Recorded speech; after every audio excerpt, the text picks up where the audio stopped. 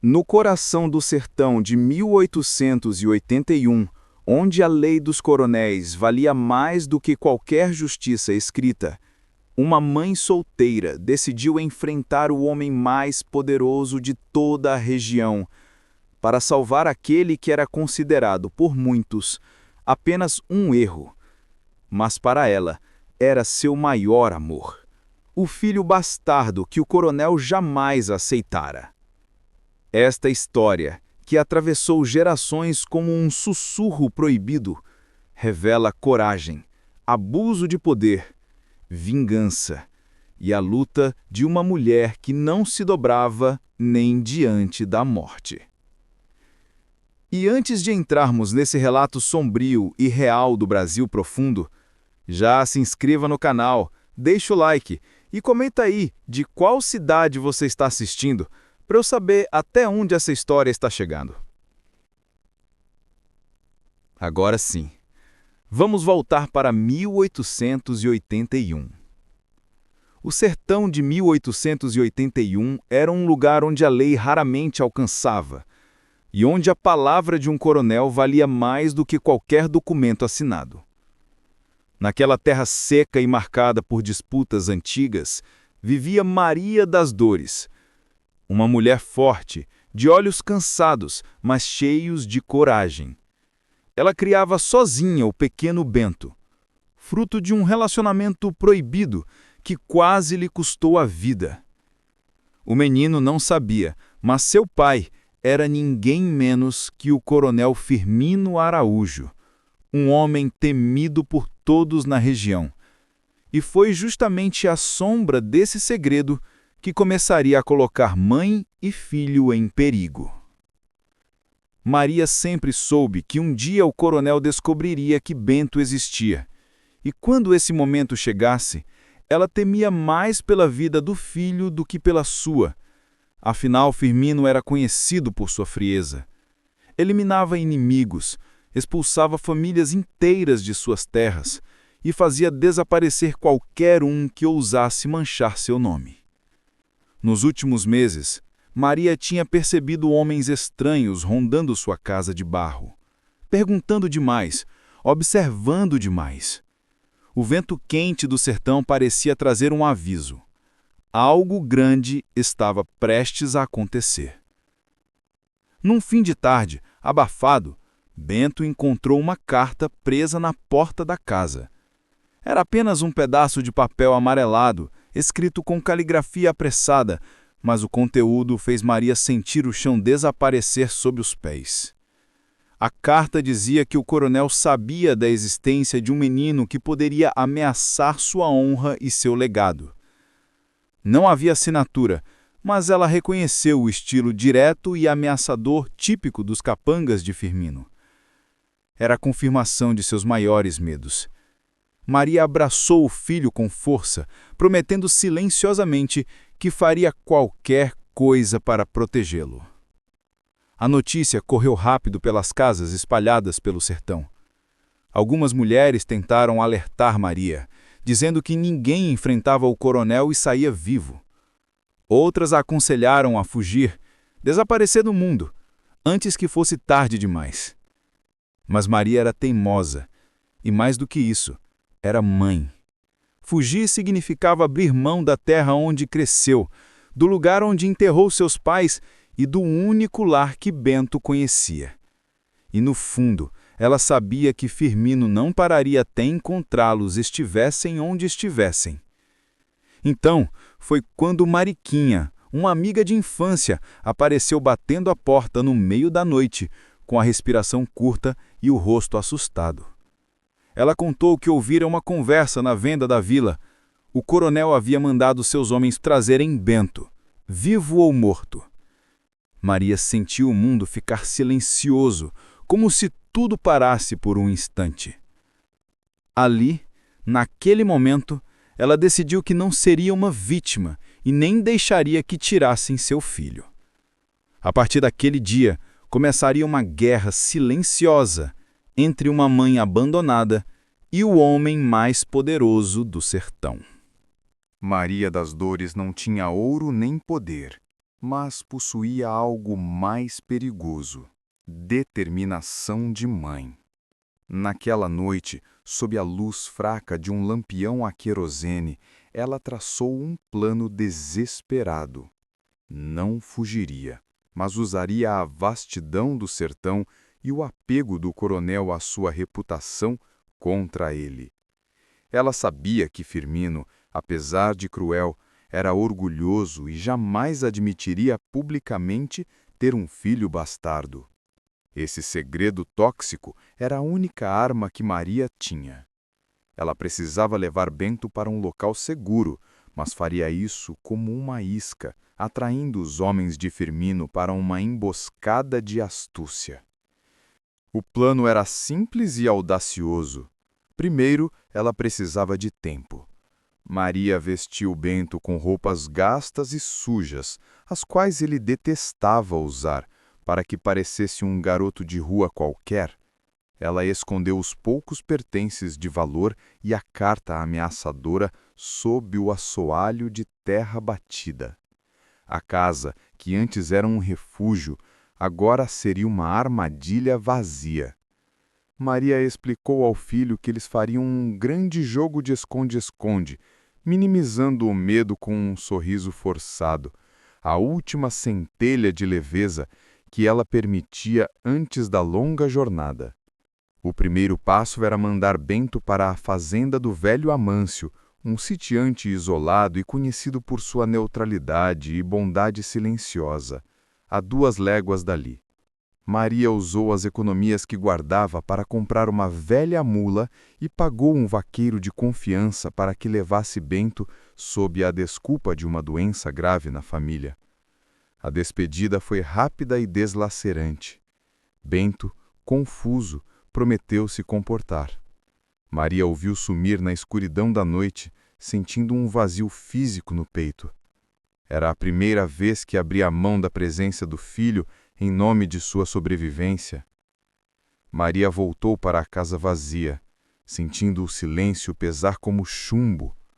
Ela limpou o local meticulosamente, deixando apenas o essencial, tentando apagar qualquer rastro que levasse a Bento.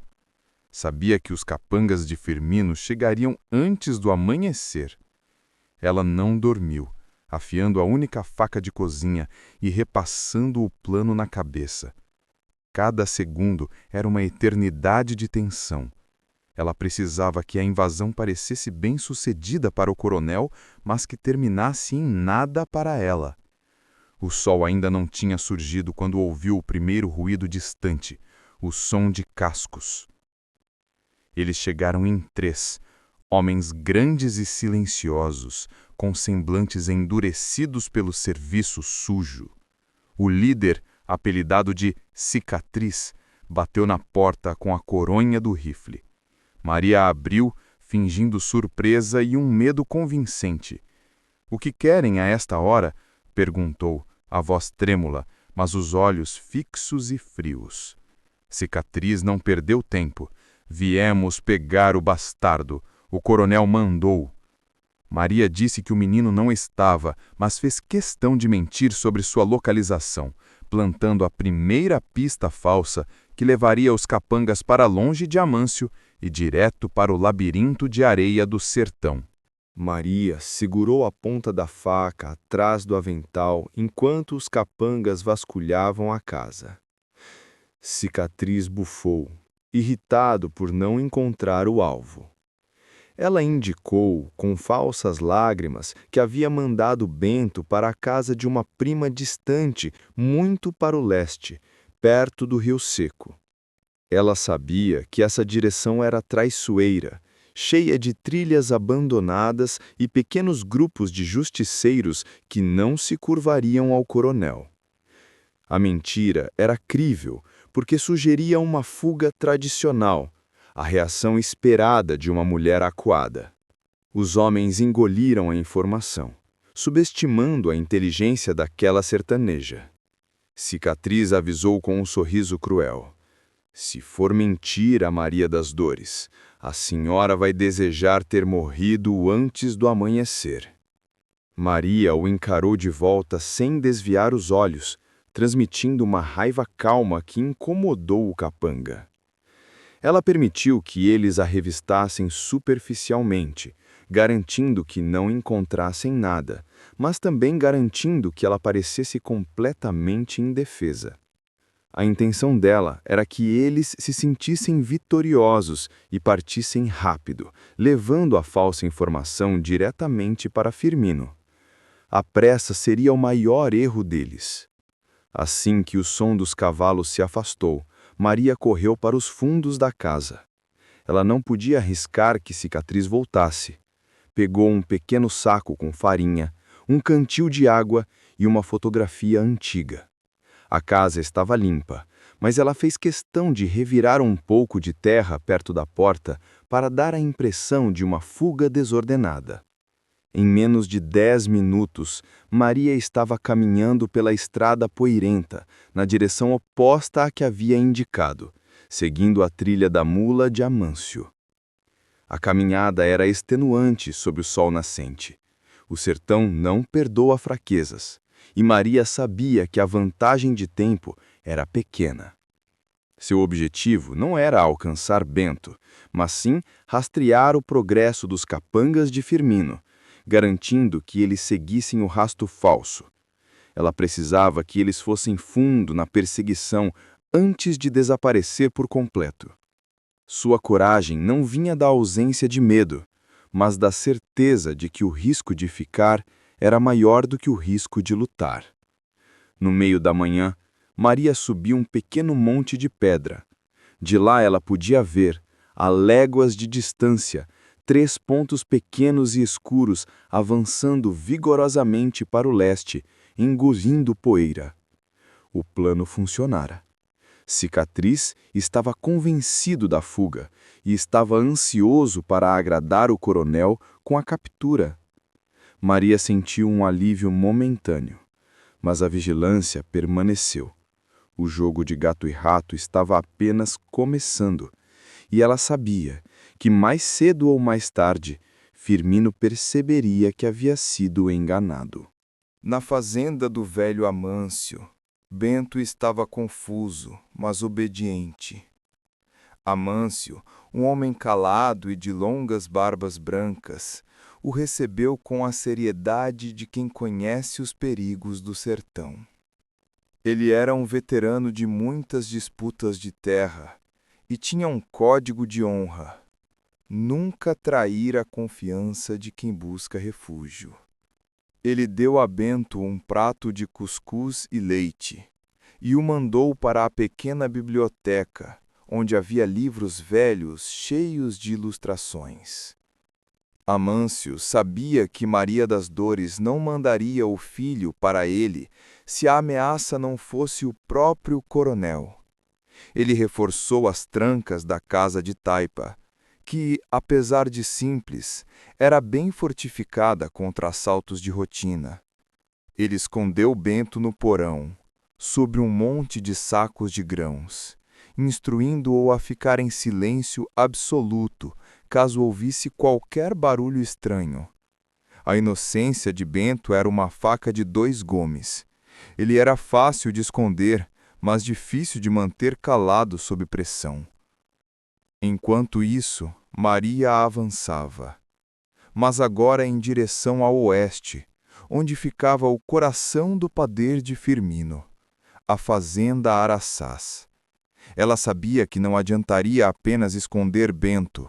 Ela precisava desmoralizar o coronel e garantir que ele desistisse da perseguição. Sua estratégia agora era mudar de defensiva para ofensiva, atacando o que ele mais prezava: sua reputação de homem implacável e o controle total sobre seus domínios. Maria se escondeu em um pequeno riacho seco, esperando o cair da tarde para se aproximar da vila. Ela ouviu as conversas dos trabalhadores que voltavam do campo, filtrando informações. A notícia de que os capangas de Firmino haviam saído em perseguição de Maria e o bastardo já corria, misturada com fofocas e exageros. O sertão, carente de entretenimento, sempre amplifica o drama. E isso era bom. Quanto mais as pessoas falassem da perseguição, mais Firmino se sentiria pressionado a dar um fim rápido ao assunto. Naquela noite, Maria fez sua primeira ação de sabotagem. Ela se aproximou dos estábulos de Firmino, os quais eram seu orgulho. Silenciosamente, ela abriu os portões de algumas baias dos cavalos de carga, não dos de guerra. O objetivo não era causar danos sérios, mas atrasar o coronel e mostrar que sua segurança estava falhando. Ela queria plantar a ideia de que o inimigo estava por perto, observando, e que não era apenas uma mulher fugindo, mas sim alguém que estava começando a contra-atacar. A abertura dos portões causou alvoroço na manhã seguinte. O coronel Firmino, já irritado com a notícia da suposta fuga de Maria e a ausência de seus melhores homens, ficou furioso. A falta dos cavalos de carga era um sinal de desrespeito em sua própria terra. Ele reuniu os capangas que restaram, espalhando o medo e prometendo punições severas para quem ousasse ajudá-la. A ordem era clara: encontrar Maria das Dores imediatamente, antes que ela causasse mais estragos e a história ganhasse proporções de rebelião. Maria, já longe da fazenda, observava de longe a agitação. Ela notou que Firmino havia enviado novos homens em direção ao leste, reforçando a perseguição de Cicatriz. O coronel estava dobrando a aposta na pista falsa. Maria aproveitou a distração para executar a segunda parte de seu ataque, o assalto à honra. Ela se dirigiu à casa do padre Inácio, o único homem na região que, apesar de submisso ao poder econômico do coronel, ainda mantinha uma pequena integridade moral. Maria bateu à porta da paróquia e, antes que o padre pudesse reagir, entregou-lhe a carta amarelada, a prova da ameaça de Firmino contra Bento. Leia em voz alta, padre, e conte aos fiéis. O coronel tenta matar meu filho, seu neto bastardo, para não sujar seu nome. Não peço refúgio, peço que o senhor não se cale. O padre Inácio, assustado, hesitou, mas a determinação de Maria e o peso moral do segredo o forçaram a considerar a ação. O padre Inácio, temendo a ira do coronel, mas ainda mais o julgamento de Deus, decidiu agir com cautela. No sermão do domingo, ele não citou o nome de Firmino, mas falou longamente sobre o pecado da luxúria, do abandono de filhos e da injustiça dos poderosos que usam o medo para encobrir seus erros. Ele descreveu a situação de uma mãe solteira lutando por seu filho contra a opressão. A mensagem, subliminar, foi entendida por todos na igreja, especialmente pelas esposas dos coronéis vizinhos. O impacto foi imediato. O fofoqueiro local espalhou que o padre Inácio havia rezado contra o coronel Firmino. Os vizinhos ricos começaram a olhar Firmino com desconfiança, não por causa do bastardo, algo comum, mas por ele estar disposto a matar uma criança para preservar uma fachada. A reputação de Firmino como líder justo e piedoso começou a rachar. Maria não havia usado uma arma. Ela havia usado a língua do sertão, o medo da vergonha pública e o julgamento moral. Enquanto a reputação de Firmino era atacada na vila, Cicatriz e seus homens chegavam à área que Maria indicara, uma região pantanosa e inóspita que ela sabia ser difícil de navegar. Após dias de perseguição sob o sol inclemente, o grupo estava exausto e frustrado. Cicatriz, impaciente, ordenou que se separassem para cobrir mais terreno, quebrando a regra número 1 de uma caçada no sertão: nunca se isolar em território hostil. Ele estava mais preocupado em provar ao coronel que Maria mentira sobre o paradeiro de Bento do que em capturá-los de fato. Um dos capangas, o mais novo e inexperiente, acabou caindo em um buraco de lama escondido, perdendo seu cavalo e a arma. Ele gritou por ajuda e o som chegou aos ouvidos de Maria, que havia calculado perfeitamente o tempo da perseguição. Ela não estava mais perto da fazenda de Amâncio, ela estava voltando, cercando seus perseguidores como uma predadora. Ela observou o capanga se debater na lama sem intervir, deixando que o medo e a natureza fizessem o trabalho. Cicatriz e o outro homem finalmente encontraram o capanga preso. Eles estavam enlameados e furiosos, e o tempo gasto ali significava que a vantagem de Maria aumentava. Foi então que Cicatriz notou um pedaço de tecido preso em um arbusto espinhoso. Era um pedaço da saia de Maria, mas ela o havia deixado lá intencionalmente, um dia antes, para indicar uma passagem perigosa. O tecido era a prova que Cicatriz precisava para voltar e avisar Firmino que Maria estava fazendo um jogo, mas também para reforçar a ideia de que ela estava à frente. No entanto, o capanga mais velho, mais esperto que Cicatriz, notou que a trilha parecia muito fresca para alguém que havia fugido há dias. Ele expressou a suspeita de que Maria estava brincando com eles, girando em círculos. Cicatriz, no entanto, cego pela necessidade de ter sucesso, ignorou a dúvida. Ele concluiu que o melhor a fazer era voltar à fazenda Araçás, não com Bento, mas com a notícia de que Maria era esperta demais e que precisavam de um plano de ataque mais organizado, e não de uma simples perseguição. A decisão de Cicatriz de abortar a perseguição temporariamente e voltar para relatar a Firmino foi a vitória tática que Maria precisava. Ela havia afastado os capangas do seu filho e plantado a dúvida na mente do coronel. Ela sabia que a volta de Cicatriz traria mais fúria e mais homens, mas ela também sabia que lhe daria dias valiosos de paz para se reunir com Amâncio e Bento e começar a preparar o movimento final contra o poder de Firmino, agora que a ira do coronel estava devidamente atiçada.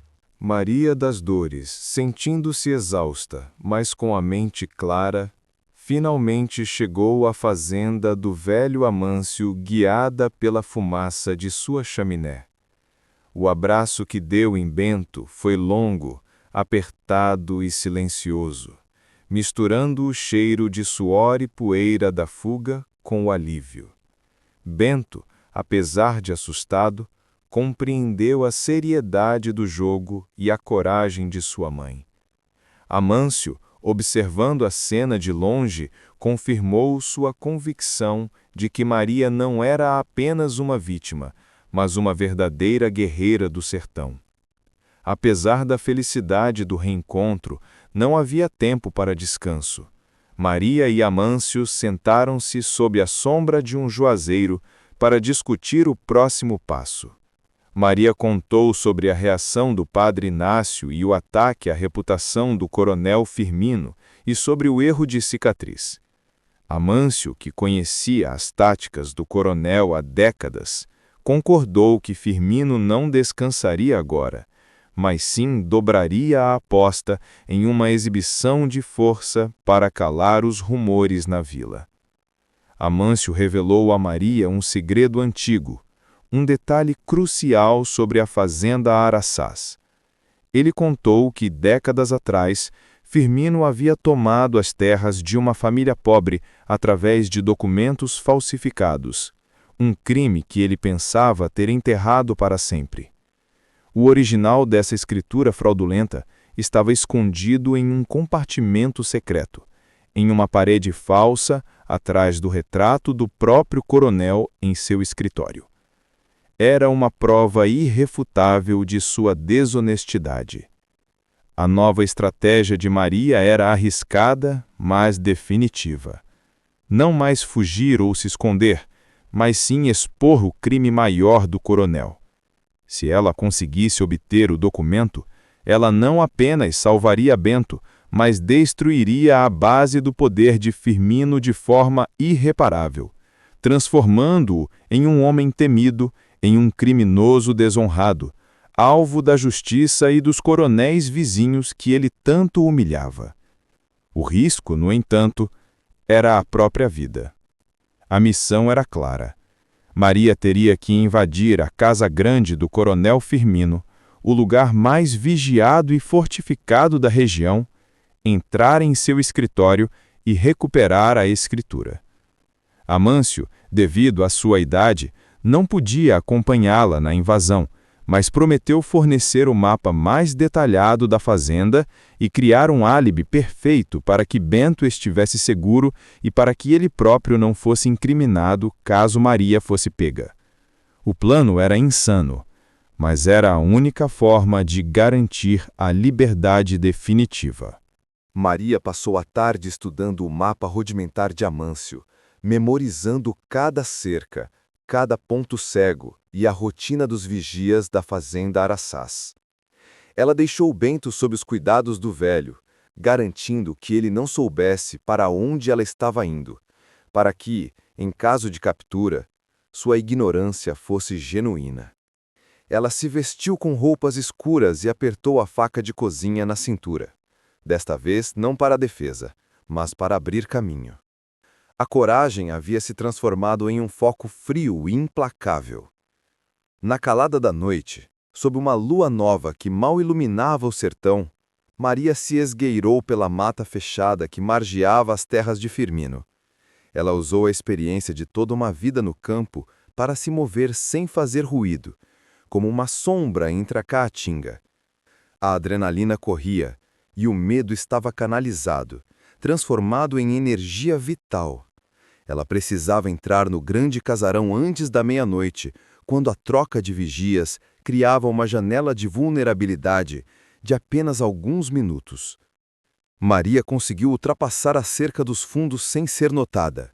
Chegando à casa grande, um imponente símbolo de poder e opressão, ela viu as luzes acesas no escritório do coronel. Ele estava lá, trabalhando até tarde, certamente irritado com o fiasco da perseguição e arquitetando seu próximo ataque. Maria não podia esperar.